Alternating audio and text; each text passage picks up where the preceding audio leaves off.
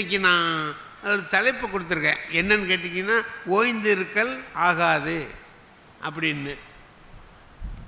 என்ன ஓய்ந்திருக்கல் ஆகாது? பாரதியார் சொல்கிறார். யாருக்கு சொல்கிறார்? சின்ன பிள்ளைங்களுக்கு சொல்கிறார். அதுவும் பொம்பளை பிள்ளைக்கு சொல்கிறார். சின்ன குழந்தையிலையும் பெண் குழந்தைகிட்ட சொல்கிறார், பாப்பா இங்கே வா. சின்ன பிள்ளைய கூப்பிட்டா ஏதாவது வேலை கொடுத்தா அது செய்யாது, கோவப்படும். இதை எடுத்து அங்கே வையினா வைக்காது, கோவப்படும். விளையாட சொன்ன மகிழ்ச்சியாக விளையாடும். அதனால தான் இன்றைக்கி கல்வியையே என்ன பண்ணியிருக்காங்க தெரியுமா? Learning through பிளேயிங்கிறான். கற்றல்ங்கிறதே எப்படி நடக்கும்னா விளையாட்டு மூலமாகவே சொல்லிக் கொடுக்கலாம்ப்பா. விளையாட்டுலேயே சொல்லிக் கொடுக்கறதுக்கு வாய்ப்பு இருக்கு. விளையாட கூப்பிட்டா பிள்ளைங்கள்லாம் வரும்ல. பாரதி அதை தான் சொல்கிறான், ஓடி விளையாடு பாப்பா. நீ ஒன்றும் செய்ய வேண்டாம், நீ பாட்டுக்கு விளையாடுக்கிறான். ஓடி விளையாடு பாப்பா, நீ ஓய்ந்திருக்கல் ஆகாது பாப்பா.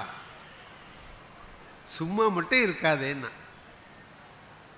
சும்மா உட்கார்ந்துருக்காத, ஓய்ந்து இருக்கல் ஆகாது பாப்பா. அடுத்தது சொன்னான் பாருங்க, பெரிய மனுஷனுக்கெல்லாம் இன்னைக்கு சொல்ல வேண்டிய ஒரு அறிவுரையை ஒரு குழந்தைகிட்ட போய் சொல்கிறான் பாரதி. கூடி விளையாடு பாப்பா, எல்லாரும் சேர்ந்து இருக்கணும்ப்பா. ஜாதி மதம் இனம் மொழி எந்த வேறுபாடும் கிடையாது, எல்லாருமா கூடி இருப்போம் வாங்க. கூடி விளையாடு பாப்பா. யாரையும் ஒரு பிள்ளைய வயது விடாதே, வையாதே.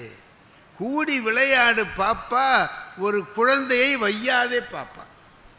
ஒரு குழந்தைய மறந்து கூட திட்டி விடாத, வைது விடாத அப்படின்னு சொல்லி ஆரம்பிக்கிறான்.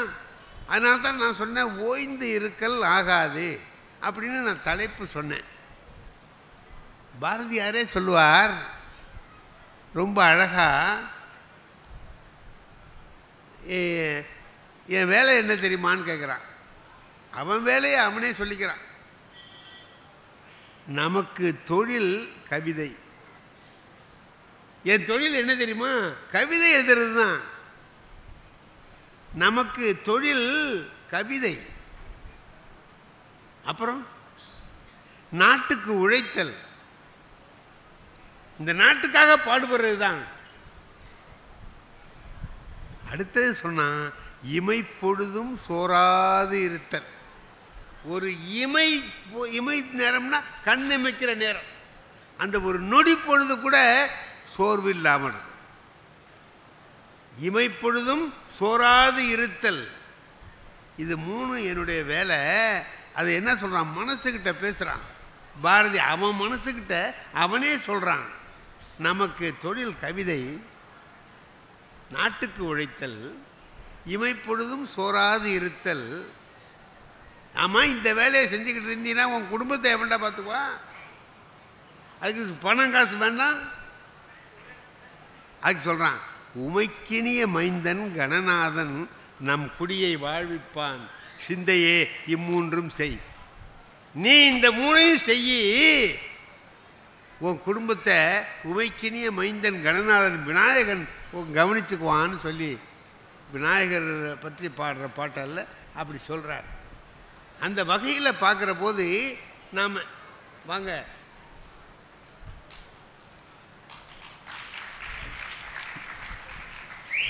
உட்காருங்க.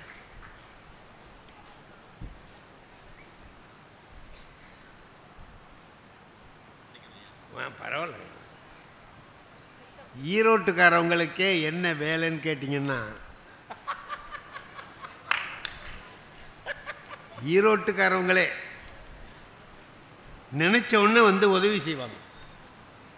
இப்போ தானே நம்ம ஈரோட்டை பற்றி பேசிக்கிட்டு இருந்தோம், உடனே வந்துட்டார் பாருங்க. அதான் பெரிய சிறப்பு.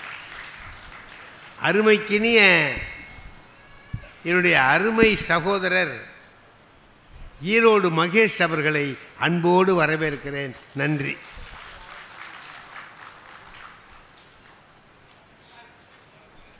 அவர் இப்போ ரொம்ப நல்லா இருக்கிறார். விஜய் டிவியில் பார்த்தோம்னா எப்போ பார்த்தாலும் இவர் வர்றதை பார்க்குற போதெல்லாம் எனக்கு ரொம்ப சந்தோஷமாக இருக்கும். நம்ம பிள்ளை நல்லா இருக்கார்.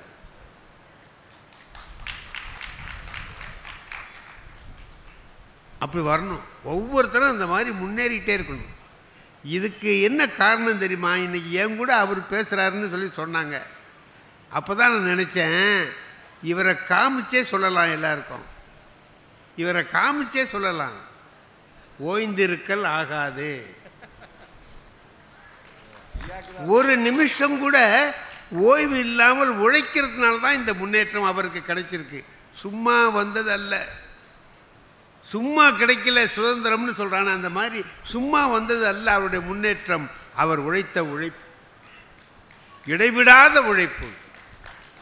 நான் அதைத்தான் சொன்னேன், ஓய்ந்து இருக்கல் ஆகாது. பாரதியினுடைய வார்த்தை, ஓய்ந்து இருக்கல் ஆகாது பாப்பா. இப்போ அப்படி சொல்லிட்டு அவன் கடைசியில் என்ன சொல்கிறான் தெரியுமா? எப்போ பார்த்தாலும் ஏதாவது செய்யுங்கிறான். இப்போ நம்ம அருணகிரிநாதருடைய வாழ்க்கையில் பார்த்தோம்னா, அருணகிரிநாதர் தற்கொலை பண்ணிக்கிட்டு இறந்து போயிடலாம்னு நினச்சி கோபுரத்தில் ஏறி கீழே விழுறார். அவரை முருகன் தாங்கிக்கிறார். அப்பா அவர் ஒன்று சொல்கிறார். யார் சொன்னாங்களாம்? செம்மான் மகளை திருடும் திருடன் பெம்மான் முருகன் பிறவான் இரவான். அவன் பிறகவும் மாட்டான், சாகவும் மாட்டான். அவன் தான் முருகன். அவன் என்ன பண்ணானா, சும்மா இரு சொல்லற. சும்மா இரு. இவன் தற்கொலை பண்ணிக்க போறாரு. அவர்கிட்ட கூப்பிட்டு சொல்றான், சும்மா இரு சொல்லற என்றாலுமே இன்னும் சொல்லிட்டான் முருகன். அருணகிரிநாதர் சொல்றார், இந்த மாதிரி முருகன் சொல்லிட்டான், சும்மா இரு சொல்லற அப்படின்னு சொல்லிட்டான். அம்மா பொருள் ஒன்றும் அறிந்திலனேங்கிற. அவன் என்ன சொன்னான்?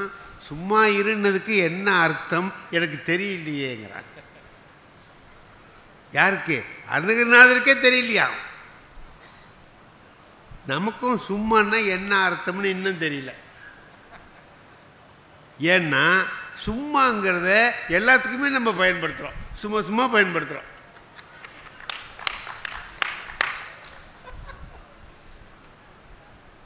சும்மா இரு அப்படின்னு என்ன அர்த்தம்? சும்மா இரு பேசிக்கிட்டேங்கிறார் ஒருத்தர்.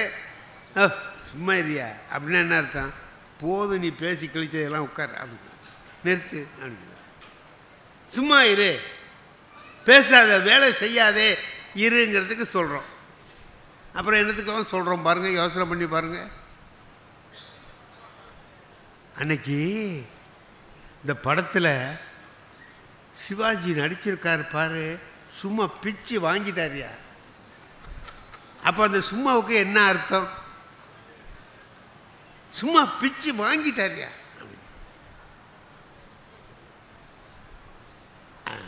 இன்னொரு படத்தில் ஒருத்தர் நல்லா, யாரோ ஒருத்தர் நல்லா நடிக்கலை, அது சொல்கிறான், சும்மா கிடக்காம இவெல்லாம் வந்துட்டாங்க அப்படிங்கிறான்.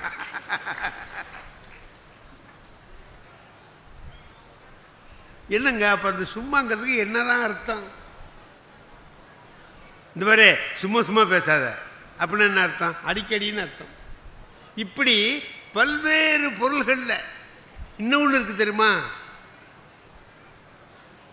சும்மா அடிச்சிருக்கான் பாரு, பிரமிப்பு, ஆச்சரியம், அதுக்கு சொல்கிறான். இப்படி சும்மா இரு சொல்லற, சும்மா இருறாணி அப்படின்னு சொல்லி முருகன் சொன்னார். எனக்கு என்ன அர்த்தம்னு தெரியல அப்படின்னு அருணகிரிநாதர் கிடந்து தவிக்கிறார். நாம் சில பேர் சொன்னால் என்ன அர்த்தத்தில் நமக்கே சில சமயத்தில் நம்ம இப்போ பேசணுமே அதுக்கு என்ன அர்த்தம்னு நமக்கே தெரியல. என்னமோ பேசிடுறோம், என்னமோ சொன்னேன் ஆனால் அது இப்படி வரும்னு எனக்கு தெரியாது சார் அப்படிங்கிறான். இப்போ ஒரு பையன் என்ன பண்ணுறான், திருவாரூரில் பஸ் ஸ்டாண்டில் நான் பஸ்ஸுக்கு போகிறதுக்காக நிற்கிறேன். அங்கே நின்றுக்கிட்டு இருந்த ஒருத்தன், ஒரு 25 வயசு இருக்கும், ஒரு இளைஞன், சிகரெட்டு குடிச்சிக்கிட்டு இருந்தான். எனக்கு வருத்தமாக இருந்தது. என்னடா ஒரு சின்ன பையனாக்குறான், இந்தமாரி சிகரெட்டு குடிச்சிக்கிட்டு நிற்கிறானே அப்படின்ட்டு நான் அந்தாண்ட அவன் கிட்டவே போய், தம்பி ஏப்பா சிகரெட்டு குடிக்கிற அப்படின்னேன். எனக்கு வேண்டியதாக இருக்க குடிக்கிறேன். ஒரு சிகரெட் என்ன விலையா? ஒரு சிகரெட் என்ன விலைன்னு அவன் அப்போ சொன்னான் 2 ரூபான்னு.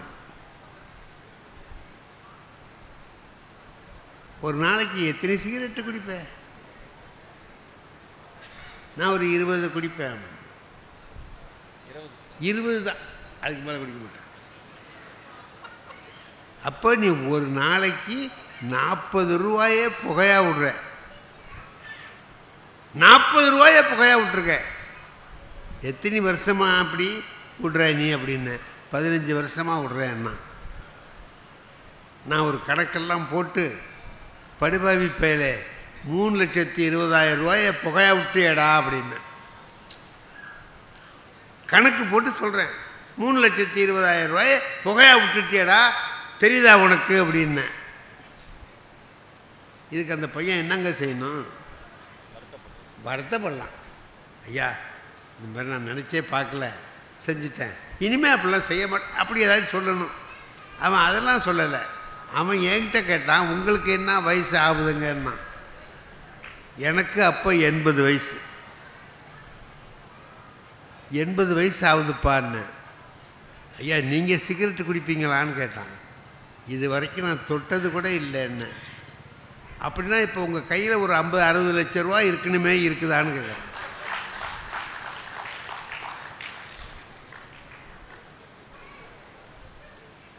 சார் இப்போ நான் போய் அவன்கிட்ட மாட்டிக்கிட்ட மாதிரி இருக்கு. நானே 50 ரூபா கடன் வாங்கிறதுக்காக போயிட்டுருக்கிறேன். அவன் கேட்குறான், நீ இவ்வளவு நாள் நீ குடிக்கல இல்லை, நான் தான் குடித்த புகையா விட்டேன், நீ ஒன்றும் ஜெயிலி இல்லை, சும்மா தானே இருந்த, அது இப்போ உன்கிட்ட ஒரு 70-80 லட்ச ரூபா கையில் சேர்ந்துருக்கணும்ல, இருக்கா அப்படின்னா. நான் அவங்ககிட்ட மாட்டிக்கிட்டேன்ப்ப. அப்போ தான் நினச்சேன் நம்ம தப்பு. அவங்ககிட்ட பணம் பற்றி பேசுனது தானே தப்பு. ரூபாயை புகையா விட்டியடான்னு கேட்டேன். டாக்டர் சொல்கிறது மாதிரி உடல் நலத்தை கெடுத்துக்கிட்டேடான்னு சொல்லியிருந்தா அவனால் பதில் சொல்ல முடியாது. அப்போ தப்பு என் மேலே தவிர அவன் மேலே இல்லை. ஒரு பிள்ளை தான், அவன் சின்ன பையன்தான், எனக்கு ஒரு பாடத்தை புகட்டுறான், நல்ல பாடத்தை சொல்லிக் கொடுக்குறாங்க. நாம் வாழ்க்கையில் சில பிள்ளைகள்கிட்டேருந்து கற்றுக்க வேண்டிய விஷயங்கள் ஏராளமாக இருக்கு. நான் வகுப்பில் பாடம் நடத்துகிற போது இந்த பிள்ளைகளுக்கு ஏதாவது சொல்லுவேன், எல்லாம் நல்லா விவரமாக கேட்பானுங்க. அப்போ ஏதாவது சந்தேகம் இருந்தால் கேளுங்கப்பா அப்படின்னு சொல்லுவேன், கேட்பான். நான் ஒரு நாள் பாடம் நடத்துகிறேன். இந்த தசாவதாரத்தில் அது ஒரு கதை. இரண்யாட்சன்னு ஒருத்தன் இருந்தான். அவன் என்ன பண்ணுறான், பூமியை பாயா சுருட்டி கொண்டு போய் கடலுக்குள்ளே ஒளிச்சு வச்சுட்டான். அப்புறம் திருமால் போய் அதை மீட்டுக்கிட்டு வந்தார்னு தசாவதாரத்தில் அது ஒரு கதைங்க. அது திருவிக்கா கட்டுரையில் அது எழுதியிருக்காரு. அதை நான் பாடமாக நடத்துகிறேன். இந்த கதையெல்லாம் சொன்னேன். ஒரு பையன், திருவாரூர் பையன்ல, திருவாரூர் எப்படியாப்பட்ட ஊர்னு உங்களுக்கு தெரியும் என்ன. அதில் ஒரு பையன் என்ன பண்ண, பொதுவாக பயல்வோ கேள்வி கேட்க மாட்டான். வீட்டில் அப்பா கேள்வி இந்த கேள்வியை கேள்றான்னு சொல்லி அனுப்புவார். அதுதான் வந்து இவன் கேட்பான். அவன் என்கிட்ட கேட்குறான், ஏன் சார் ஒரு சந்தேகம் இல்லைன்னா. என்னடா தம்பி கேளு அப்படின்னு.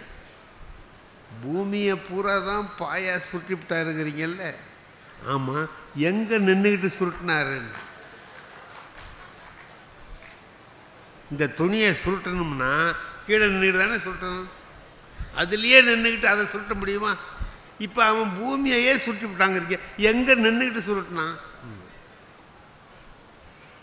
இப்போ இதுக்கு பதில் யாராச்சும் சொல்ல முடியுமா? எவராலையும் சொல்ல, இந்த கதையை எதுனாலே சொல்ல முடியாது. அவன் ஏதோ ஒரு கருத்தை சொல்கிறதுக்காக கதையை சொன்னான். நமக்கு அது தெரியல. இப்போ எனக்கு தெரியலேன்னு சொல்லலாம். தெரியலன்னு சொன்னாங்க. அந்த பையன் சும்மா இருக்க மாட்டான். இதெல்லாம் தெரியாமல் ஏன் வாத்தியார் வேலைக்கு வந்தேம்மா. பார்த்தேன் இவனை மடக்குவோண்டா அப்படின்னுட்டு நேற்று ஒரு பாட்டு மனப்பாடம் பண்ண சொன்னேன்னு பண்ணிட்டியோ?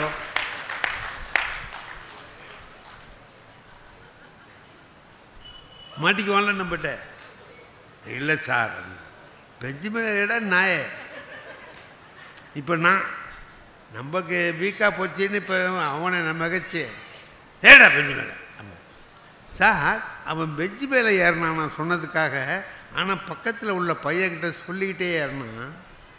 நம்ம தலைவிதியை பற்றியாடா, நம்மளுக்கு பதில் தெரியலன்னாலும் நம்ம தான் பெஞ்சு மேலே ஏற வேண்டியதாக இருக்குது. வாத்தியாருக்கு பதில் தெரியலனாலும் பெஞ்சில் நம்ம தான் ஏற வேண்டியதாக இருக்குது. சொல்கிறான். இப்போ இதை விட எனக்கு அடி வேறு என்ன வேணும்? இதை விட பெரிய அடி வேறு ஏதாவது வேணுமா? யோசனை பண்ணி பாருங்கள். பிள்ளைகள் இருக்கிறது இருக்க அது மாதிரி இருக்கான். அவன் அறிவு கூர்மையோடு இருக்கான். என்னன்னா நாம் நினைக்கிறபடியே போகிற வழியில் போகல அவன். இப்போ நம்ம அவனுக்கு வழிகாட்டினா போதும். ஏதாவது ஒன்று செய், சும்மா இருந்து சோம்பேறிங்கிற பேரை வாங்கிடாதே அப்படின்னு சொன்னான். ஒரு சின்ன கதை இருக்குங்க. நாரதர் சொல்கிறாரு,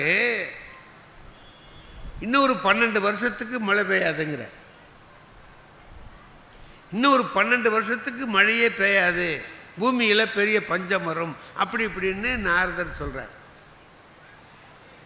புராணப்படி மழை எப்போ பெய்யும்னா, திருமால் சங்கு எடுத்து வச்சு ஊதுவார், பெருமாள் ஊதுவார், சங்கு ஊதுனா தான் மழை பெய்யும்.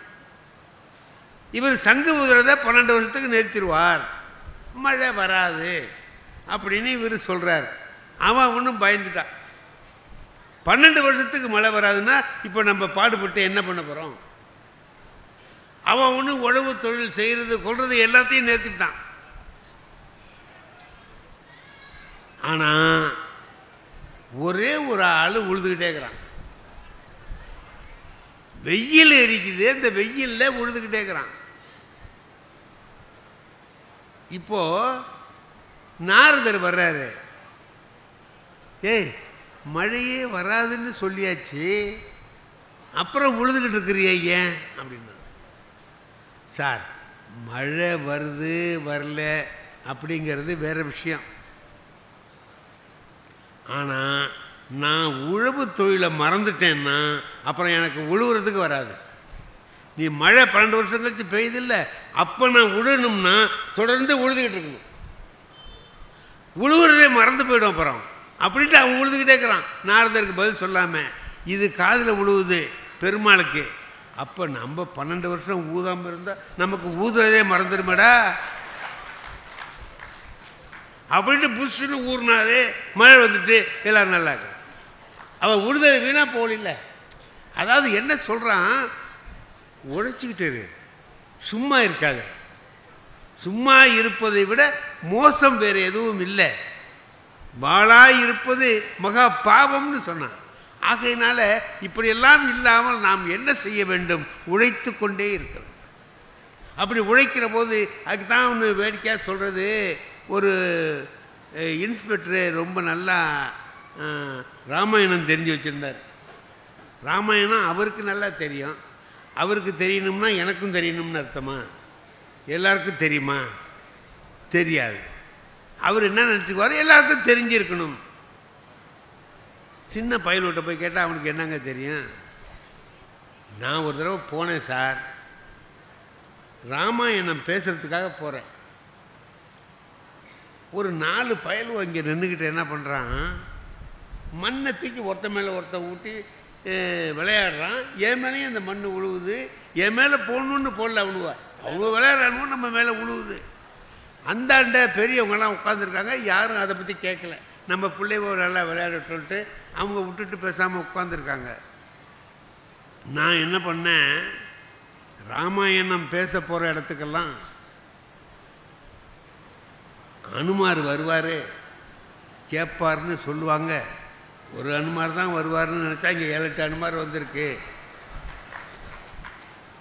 அப்படின்னு சும்மா ஒரு விளையாட்டாக சொன்னேன். அதில் ஒரு பையன் சொன்னான், கேட்கத்தான் வருவார்னு நினச்சிட்டு இருக்காதீங்க, சொல்கிறதுக்கும் வருவாருன்னு.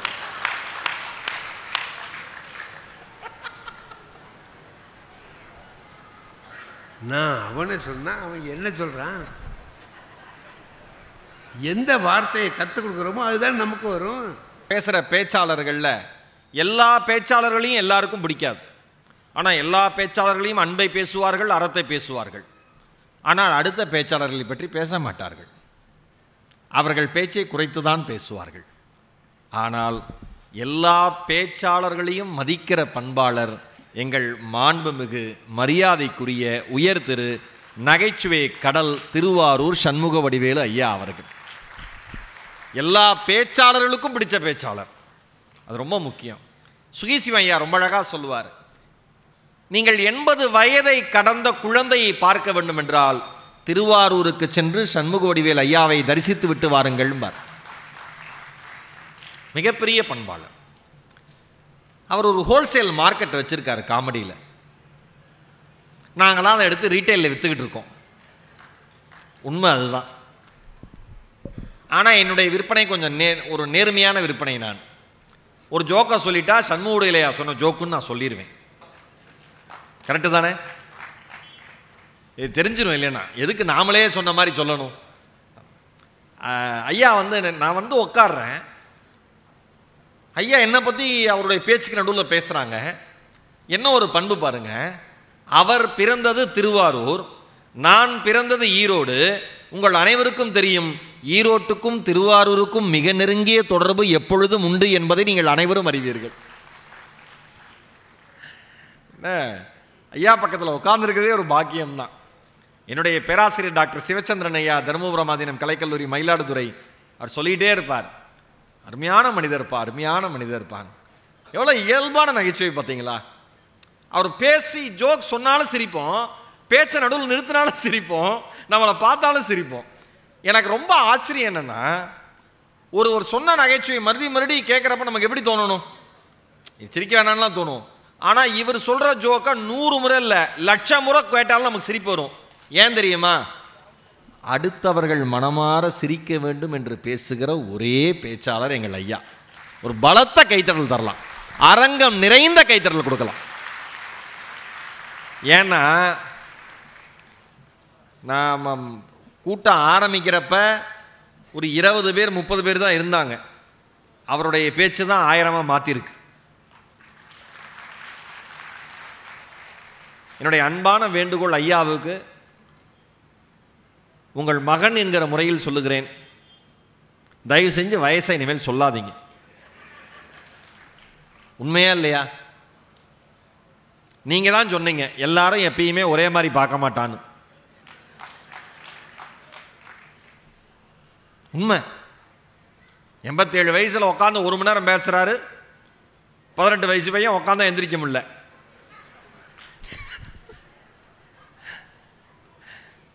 பிடிச்சிக்குதுங்கிறான். ஏன்டா பிடிச்சிக்குது? அன்றைக்கி ஒரு பையன் பார்க்குறேன், டெய்லி 4 ஹவர்ஸ் விளையாடுவேன் சார், ஆனால் ஹெல்த் ரொம்ப மோசமாயிட்டே இருக்குங்கிறான். 4 மணி நேரம் விளையாண்டா எப்படா உடம்பு மோசமாகும்னு கேட்டா, உடல்நிலை மோசமானு கேட்டா, கம்ப்யூட்டரில் விளையாண்டுருக்கான். என்ன சொல்கிறது? நான் தலைப்பு பபாசி முருகன் கேட்குறப்ப என்ன தலைப்புன்னு கேட்டார். எனக்கு டக்குன்னு ஒன்று தோணுச்சு, இப்போ சமீப நாட்களில் அது தோணிக்கிட்டே இருக்குது, ஏன்னு தெரியல. ஒரு வழி பாதைன்னு தலைப்பு கொடுங்கன்னு. ஓகே அப்படின்னு விட்டுட்டார். அப்புறம் இந்த தலைப்பு குறித்து நான் யோசிச்சுக்கிட்டே இருந்தேன். இந்த ஒரு வழி பாதை, ஒன் வே. இப்போ ஒன் வேல வந்தால் ஒரு போக்குவரத்து காவலர் என்ன பண்ணுவார்? ஒன் வேல நம்ம தெரியாமல் போயிட்டோம், என்ன பண்ணுவார்? நிறுத்தி ஃபைன் போடுவார். ஆனால் நம்ம ஊரில் ஒரு சிறப்பு நடக்கும். 2 பேரும் ஒன் வேல வந்துட்டு தப்பாக வந்துட்டு அவன் 2 பேரும் சண்டை போட்டுக்குவான். டிராஃபிக் போலீஸ் பார்த்துக்கிட்டு இருப்பார். ஏன்டா நான் ஃபைன் போடணும், நீங்கள் 2 பேரும் தப்பாக வந்து நீங்களே நீ தான் சார் தப்பாக வந்த, நீ தப்பாக வந்த, அவங்க 2 பேரும் அடிச்சுக்குவான். இந்த ஒரு வழி பாதை தவறான வழியில் நம்ம போயிட்டா ஃபைன் போட்டுருவோம், அதுக்கான தண்டனை உண்டு, அபராதம் உண்டு. நான் யோசிச்சு பார்க்குறேன், சிஸ்டர் நல்லா பேசுவேன், நம்பிக்கை இல்லைன்னா பரவாயில்ல, ஒரு வழி பாதைன்னு இல்லை, ஞாபகம் வந்துருச்சு போல இருக்கு. பஸ்ஸுக்கு டைமாக நான் பாட்டு தலைப்பை சொல்லாமல் பேசியிருக்கணும். இதெல்லாம் நான் பண்ணுற வேலை. ஐயா அவ்வளோ அறிவுரை சொன்னார், அதை கேட்காம நான் தலைப்பை சொன்னேன். அந்த பிள்ளைக்கு பஸ் ஞாபகம் வந்துருச்சு, கிளம்பி போயிடுச்சு. பரவாயில்ல. நான் யோசிச்சு பார்க்குறேன், நம்ம வாழ்க்கை வால்யூம் அண்ணா கரெக்டாக இருக்குண்ணே, ஆடியோ அண்ணே ஆடியோ கரெக்டாக இருக்குது, இனிமேல் ஏற்ற வேண்டாம். ஓகே, அருமையான என்ன ரொம்ப ரொம்ப முக்கியம். நம்ம ஆம்பிளிஃபையரை காப்பாற்றுறதே அவர் தான். இறைவன் இன்பில்ட் ஆம்பிளிஃபையர் ஒன்று கொடுத்துருக்கார், அது அவர்கிட்ட தான் இருக்கு. ஒரு வழி பாதைங்கிறது நம்ம வாழ்க்கையே ஒரு வழி பாதை தானே. நம்ம வாழ்க்கையே ஒரு வழி பாதை தானே. யோசிச்சு பாருங்களேன், இந்த 2023 கடந்து 2024 இருக்கும். சென்ற வருடத்தை அல்ல, ஏன் ஜனவரியை கடந்து இப்போ பிப்ரவரி இறுதியில் இருக்கும். சென்ற மாதத்தை அல்ல, ஏன் நேற்றை கடந்து இன்று வந்திருக்கோம். சென்ற நாளை அல்ல, ஏன் இப்போ மணி 8 மணி 7 மணி கடந்து தான் 8 மணி வந்திருக்கு. ஒரு மணி நேரத்தை அல்ல. அவளை ஏங்க போன நிமிடத்தை கடந்து தான் இந்த நிமிடத்தில் நம்ம எல்லாம் உட்காந்துட்டு இருக்கோம். ஏன் அந்த நிமிடத்தை கூட அல்ல, இன்னும் சொல்கிறேன், போன நொடியை கடந்து தான் இந்த நொடியில் நாம் அனைவரும் வாழ்ந்து கொண்டிருக்கிறோம். அந்த நொடியை அல்ல, எந்த ஒரு நொடியை கூட மீண்டும் மீட்டெடுக்க முடியாத ஒரு வழி பாதை தான் மனிதனுடைய வாழ்க்கைன்னு புரிஞ்சுக்கிட்டா நாம் அமைதியாக இருப்போம். எனக்கு ரொம்ப ஆச்சரியமாக இருக்கிறதே, மரண ஊர்வலத்துக்கு முன்னாடி ஆடிட்டு போகிறவங்க தான். எனக்கு அவன் எந்த உற்சாகத்தில் ஆடுறான்னு நமக்கு தெரியும். ஆமாம், அதை நான் சொல்லக்கூடாது. நீங்கள் சொன்னீங்கன்னா அது உங்கள் அனுபவமாக இருக்கலாம், இது என்னோட அனுபவம் கிடையாது. அதாவது பார்த்த அனுபவம். ஐயா சொன்ன மாதிரி நீங்கள் எல்லாத்தையும் தவறாக எடுத்துக்கூடாது மேடம். அவன் ஆடிட்டு போவாங்க. நான் யோசிப்பேன், இந்த பிணங்கள்லாம் திடீர்னு யோசிச்சதுன்னா என்ன ஆகும்? இப்போ ஒருத்தர் கொண்டு போயிட்டே இருக்கார், போனோம் ஒருத்தர் இறந்து போயிட்டு இருக்கார், முன்னாடி ஆடிட்டு போகிறாங்க. அவர் என்ன நினைப்பார்? நான் ஆடாத ஆட்டம் ஆடா, எனக்கு முன்னையே ஆடுறையே. அதனால தான் பட்டினத்தார் சொன்னார், செத்த பிணத்தை பார்த்து சாகப்போகும் பிணங்கள் அழுகின்றனர். காதிருந்த ஊசி கூட வாராதுகான் கடைவழிக்கேனார். எனக்கு ரொம்ப பிடிச்சது மனுஷங்க கிட்ட என்ன அப்படின்னா, எல்லா நியாயமும் தெரியும், எல்லா தர்மமும் தெரியும், எல்லா நல்லதும் தெரியும், எதையுமே ஃபாலோ பண்ண மாட்டான். அவன் பெயர் மனிதன். நம்ம டிராஃபிக் சிக்னல் பாருங்களேன், மனுஷன் புத்திக்காகவே 2 போதும் ஆக்சுவலாக, க்ரீனு ரெட்டு, கரெக்டா சார்? அவ்வளோதானே. ஆனால் எல்லோ வந்து ரெட் ஆகும். ஏன்? இவனுக்கு பொறுமை இல்லைங்கிறது சிக்னல் கண்டுபிடிச்சவனுக்கு சிக்னல் வந்திருக்கு. அதனால் டப்புன்னு போட்டால் இவன் டப்புன்னு போயிட போகிறான், இவனை கொஞ்சம் நிப்பாட்டி மெதுவாக அனுப்புவோன்ட்டு நிப்பாட்டுறாங்க. ஆனால் அதில் கூட நம்மால் அவசரப்படுவான், பார்த்துருக்கீங்களா? அந்த எல்லோலிருந்து ரெட்டு வரத்துக்குள்ளே அடிப்போம், அப்படி போகலான்னு நினைப்பான், போயிடுவான். அவ்வளோதான். நேரா சில பேர் இன்கமிங் கால் பேசிட்டே 2 வீலரில் போவான், அவுட் கோயிங் ஆகிடுவான். ஏன்டான்னு கேட்டால் பேசிட்டே வந்தான் சார், இப்போ அவரை பற்றி பேசிக்கிட்டு இருக்கோம் சார், பேசிகிட்டே வந்தோம் சார், இப்போ என்ன பண்ணுறாரு சார், என்ன பண்ணுறாரு, அவரை பற்றி தான் பேசிக்கிட்டு இருக்கோம், இந்த ஊதுபத்தி வச்சுருக்கோம்ல. அவ்வளோதான்.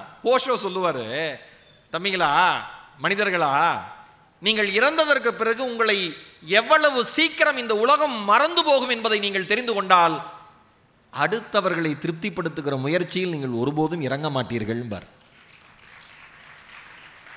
எவ்வளோ உண்மை. நிலையாமையை பற்றி இந்த மண்ணில் வாழ்ந்த ஞானிகள் பேசாததா உலக மொழிகளை எவனாவது பேசியிருக்கான்? நிலையாமையை பற்றி, வாழ்க்கையை பற்றி ஒன்றுமே கிடையாது. ஆனால் எல்லாமே தெரியும். மனிதன் என்ன பண்ணுவான்? எதையுமே ஃபாலோ பண்ண மாட்டான்.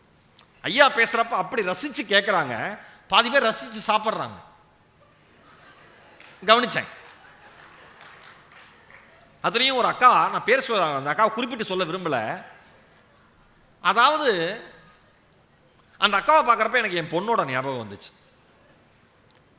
வாயில் போட்டு கண்ணை மூடிடுச்சு.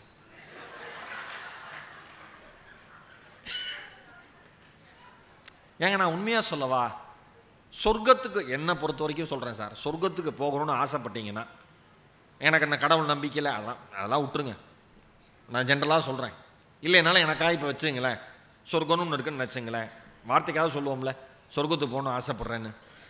அப்படி ஆசைப்பட்டீங்கன்னா நீங்கள் வந்து நல்லது பண்ணியிருக்கணும், பணம் அடுத்தவனுக்கு கொடுத்துருக்கணும், 4 பேரை படிக்க வச்சுருக்கணும், கண் தெரியாத 2 பார்வை குறைபாடுடைய சகோதர சகோதரிகள் ரோடு கிராஸ் பண்ண உதவி பண்ணியிருக்கணும். எனக்கு இதிலெல்லாம் ஆகுமான்னு எனக்கு தெரியாது. என்னை பொறுத்த வரைக்கும் நமக்கு பிடிச்ச சாப்பாட்டை சாகிறதுக்கு முன்னாடி சாப்பிட்டு செத்தோம்னா சொர்க்கம் தான் இல்லை? பிடிச்ச சாப்பாடை சாப்பிட்டா சிலதெல்லாம் சாப்பிட்றப்ப எனக்கு அப்படி தான் தோணும், இப்பயே இந்த ஆன்மா பிரிஞ்சிடணும். சந்தோஷமாக இருக்கும்ல சார், மகிழ்ச்சியாக இருக்கிறப்ப என்ன அனுபவிச்சு சிரிக்கிறாரு சார். உண்மைதான், இந்த மகிழ்ச்சியாக இருக்கிறப்பே டாக்டர் இருக்காங்க, அவங்கள வச்சுட்டு இதெல்லாம் பேசக்கூடாதுதான். மகிழ்ச்சியாக இருக்கிறப்ப இந்த உயிர் விடைபெற்றுச்சுன்னா எவ்வளோ அற்புதமான அனுபவமாக இருக்கும். சோகத்தில் கஷ்டத்தில் ஒருத்தன் தூக்க மாட்டிக்கிறான், ஒருத்தன் ரயில் முன்னாடி விழுறான், ஒருத்தன் பஸ் முன்னாடி போய் விழுறான். இப்படிலாம் இருக்கிறதுக்கு பதிலாக நம்மளுக்கு மகிழ்ச்சியான விஷயத்தை செய்கிறப்ப எவ்வளோ ஆனந்தமாக இருக்குது இந்த வாழ்க்கை. நான் ஒன்று சொல்லவா, இந்த வாழ்க்கை மிக மிக அற்புதமானது. நீங்கள் யாரை பார்த்து வளர்ந்தீர்களோ அவர்கள் உங்களை வாழ்த்துகிற பொழுது இந்த வாழ்க்கை வரமாக மாறி போகும். சண்முகோடையிலையா என்னை வாழ்த்துற மாதிரி, யாரால் நீங்கள் இந்த உலகத்திற்கு வந்தீர்களோ உங்களுடைய இறுதி மூச்சு வரை அந்த தாய் தந்தையரை நினைத்தபடியே, அவர்களுக்கு உதவி செய்தபடியே, அவர்களை பார்த்து கொண்டபடியே வாழ்ந்தால் இந்த வாழ்க்கை வரமாக மாறி போகும். யார் உங்களை உண்மையாக நேசிக்கிறார்களோ அந்த நேசிப்பை தாண்டி அவருக்கு துரோகம் செய்யாத மனங்கள் இந்த வாழ்க்கையில் வரமாக வாழ்கிற வாழ்க்கை. நம்ம இந்த வாழ்க்கையில் என்ன பண்றோம், முடிஞ்ச வரைக்கும் ஏமாத்துறோம் அடுத்தவனை. ஏமாற்ற வாய்ப்பு கிடைச்சாதான் அவன் ஏமாத்துறானா இல்லையானே தெரியுது. ஏமாற்ற வாய்ப்பு கிடைச்சா மட்டும்தான் அவன் ஏமாத்துறானா இல்லையானே தெரியுது. நான் வரப்ப கருணலின் நாற்காலின்னு ஒரு சிறுகதை, எஸ்ரா அவர்களோட சிறுகதை தொகுப்பது. லாக்டவுன் சமயத்தில் எஸ்ரா அவர்கள் எழுதின கதை, அந்த கதை தொகுப்பு. அதில் அன்பின் வெளிச்சம்னு ஒரு சிறுகதை. ஐயா சொன்ன மாதிரி ஏன் புத்தகங்கள்லாம் சொல்கிறோன்னா, நீங்கள் பேசிட்டு கை தட்டிட்டு மட்டும் போயிடக்கூடாது. உள்ளுக்குள்ளே போய் புத்தகங்களை சுற்றி பார்த்து அந்த புத்தகங்களை வாங்கணும்.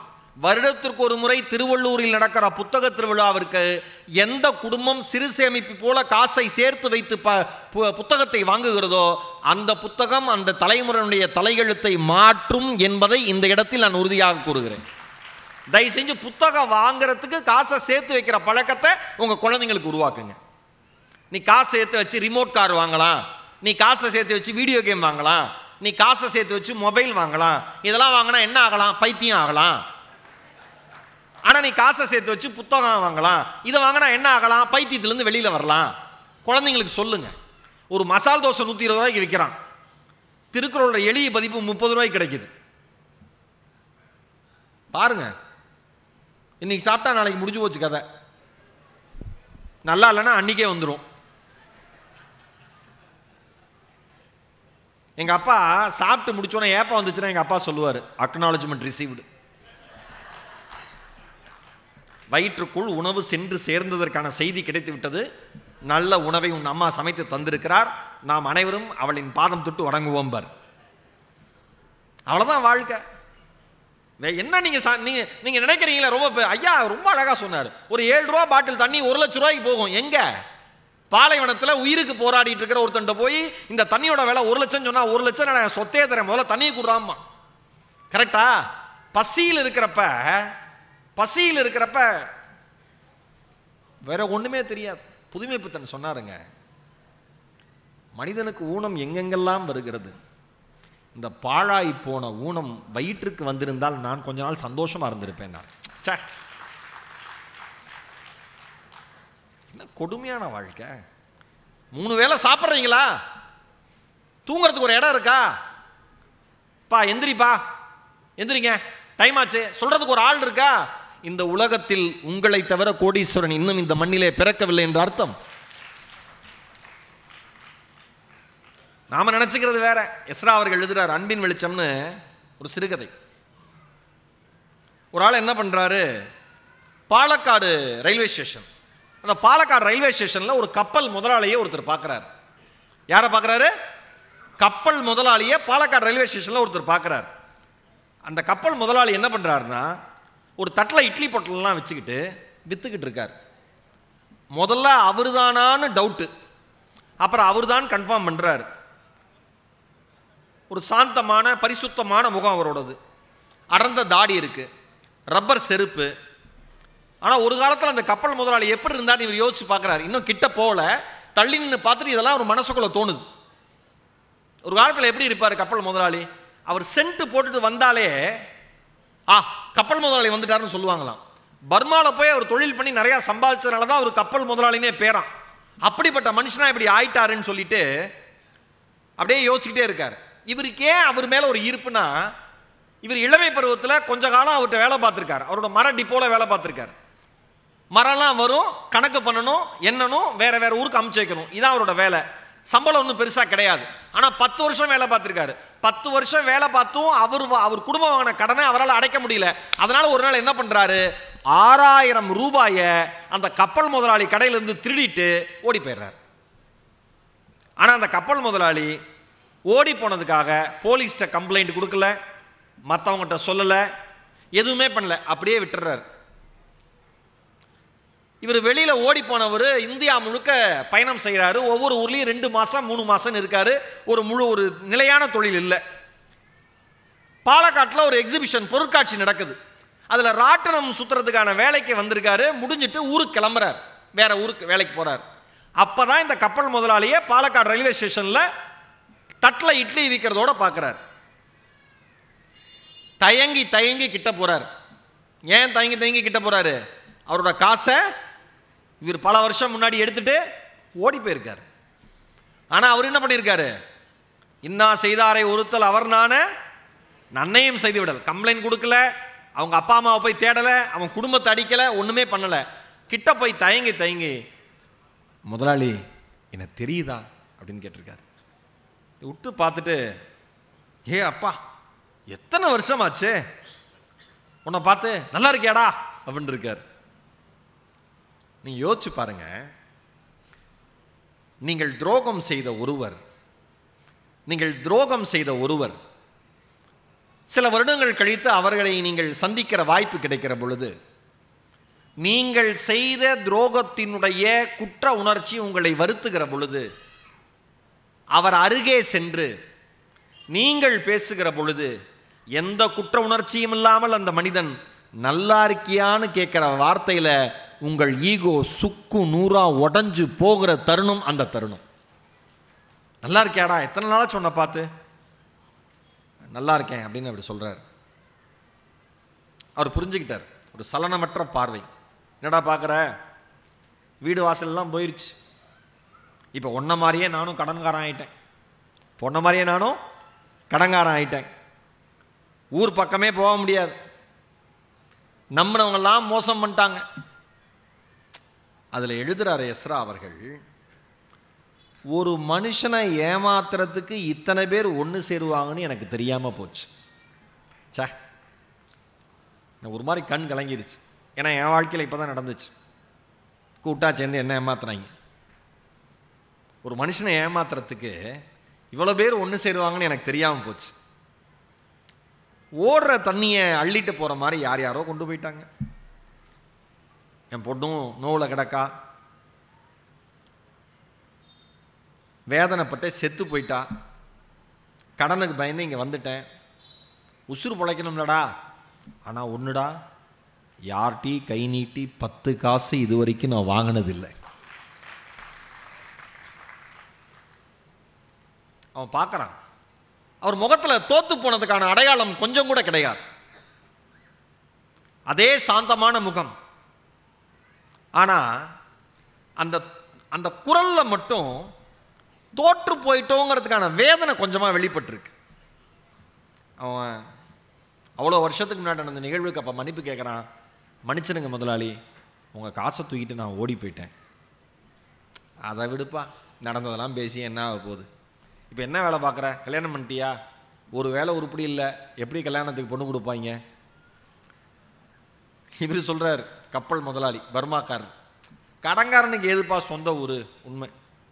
கடங்காரனுக்கு ஏதுப்பா சொந்த ஊர்? கடங்காரன் பொழப்பு எப்படி இருக்குன்னா நானே வாழ்ந்து பார்த்துட்டேனே.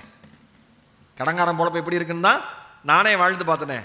இப்போ நானும் கடங்காரன் தான், நீயும் கடங்காரன் தான், 2 பேரும் சமமாக ஆயிட்டோம் அப்படின்னு சொல்லி சிரிக்கிறார். அப்போ எஸ்ரா அவர்கள் எழுதுறார், ஒரு வரி எழுதுறாரு, சிரிப்பு எல்லா நேரத்திலும் மகிழ்ச்சியிலிருந்து மட்டும் பிறப்பதில்லை என்பதை அப்போது இருவரும் புரிந்து கொண்டார்கள். இந்த தகவல் உங்களுக்கு பிடிச்சிருந்தா லைக் பண்ணுங்க, உங்க ஃப்ரெண்ட்ஸுக்கு ஷேர் பண்ணுங்க, மறக்காம எங்க சேனலுக்கு சப்ஸ்கிரைப் பண்ணுங்க.